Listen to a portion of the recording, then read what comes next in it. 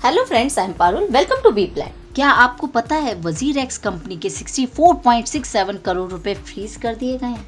क्या इसका असर जो भी हम लोगों ने भी पैसा इन्वेस्ट किया है क्रिप्टो में उस पर भी असर पड़ेगा?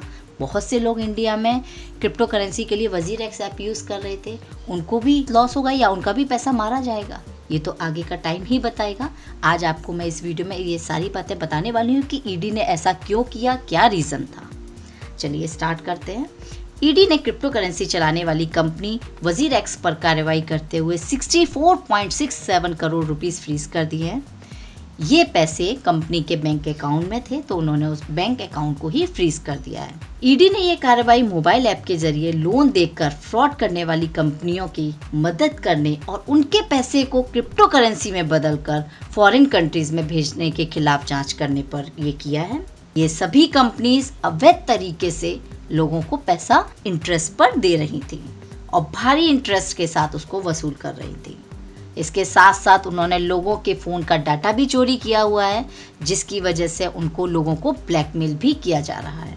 ये सारी ही कंपनीज अवैध तरीके से चल रही हैं और इसके पीछे चाइनीज़ कंपनी के पैसे थे। इन ऐप के जरिए लोन देने वाली कंपनीज को NBFC यानी non banking finance company licence नहीं मिला है, तो ये बंद हो चुकी हैं। ये कंपनीज के साथ गलत तरीके से काम कर रही थी। ईडी ने जब चेक किया, ये सारी ही कंपनीज बंद हो चुकी हैं। ये अभी प्रॉपर तरीके से काम नहीं कर रही हैं और पैसे को क्रिप्टो करेंसी में बदल कर फॉरेन कंट्रीज में भेज रही हैं। सिर्फ इनका नाम है, लेकिन ये प्रॉपरली वर्क नहीं कर रही हैं। ईडी ने अपनी इन्वेस्टिगेशन में पाया कि जो जनमाई लैब्स प्रोवाइडेड लिमिटेड है, जो वजीर एक्स क्रिप्टो एक्सचेंज चलाती है, उनका स्टेटमेंट और वजीर एक्स के मैनेजिंग डायरेक्टर निश्चल शेट्टी के स्टेटमेंट में काफ़ी डिफरेंस है। जब उन्होंने वजीर एक्स के फाउंडर निश्चल शेट्टी जी से पूछा, तो उन्होंने कहा कि कंपनी सिर्फ भारतीय करेंसी में एक्सचेंज करती है और बाइनेंस के साथ सिर्फ IP जैसे एग्रीमेंट है। लेकिन जब जनमाई ने कहा कि वो सिर्फ भारतीय करेंसी में एक्सचेंज देखते हैं और बाकी सब बाइनेंस कंपनी वजीर एक्स पर देखती है, यानी दोनों में इतना डिफरेंस है, तो ऐसे टाइम पर कोई तो एक झूठ बोल रहा है या कोई कुछ छुपाया जा रहा है। वजीर एक्स एक पूरी तरीके से क्लाउड बेस्ड कंपनी है। इसका काम पूरी तरीके से घर से होता है। इसके ऑफिस में सिर्फ 1-2 चेयर्स, एक छोटा सा ऑफिस है। वहाँ पर कोई भी ऐसे कर्मचारी नहीं कि बहुत सारे लोग काम कर रहे हों, ऐसा कुछ भी नहीं है। ईडी ने कई बार वजीर एक्स से पूछा इस बारे में कि वो किस तरीके से पैसे को ले रही हैं या फिर बाहर कंट्रीज में भेज रही हैं, लेकिन उनको इस बारे में कोई भी प्रॉपर रेस्पॉन्स नहीं मिला।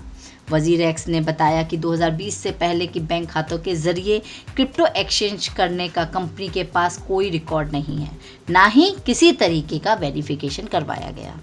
जबकि कंपनी की तरफ से एजेंसी को जांच में कोई सहयोग नहीं दिया गया, तो एजेंसी ने 3 अगस्त मनी लॉन्ड्रिंग कानून के तहत कंपनी में छापेमारी की और इस छापेमारी में एजेंसी को पता चला कि वजीर एक्स ने ऐसे 16 ऐप चलाए थे जो लोन देती थी लोगों को और उनके पैसे को क्रिप्टो में बदलकर विदेश भेजती थी।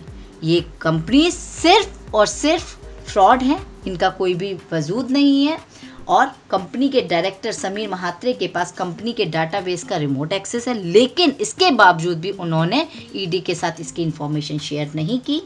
इसीलिए ईडी ने 64.67 करोड़ रुपीस फ्रीज कर दिए हैं। अब क्या इस पैसे को जो फ्रीज किया है, इससे क्या उन लोगों पर भी असर पड़ेगा जिन्होंने वजीर एक्स के थ्रू क्रिप्टो में इन्वेस्ट किया था? ये तो आगे का टाइम ही बताएगा कि इसके क्या सॉल्यूशन निकलता है, किस तरीके से ये लोग काम करते हैं। लेकिन ऐसा असर आम लोगों पर नहीं पड़ना चाहिए, क्योंकि हमारे इंडिया में बहुत से लोगों ने अपना इन्वेस्ट वजीर एक्स के ही थ्रू किया है। वो आगे का टाइम बताएगा क्या होता है।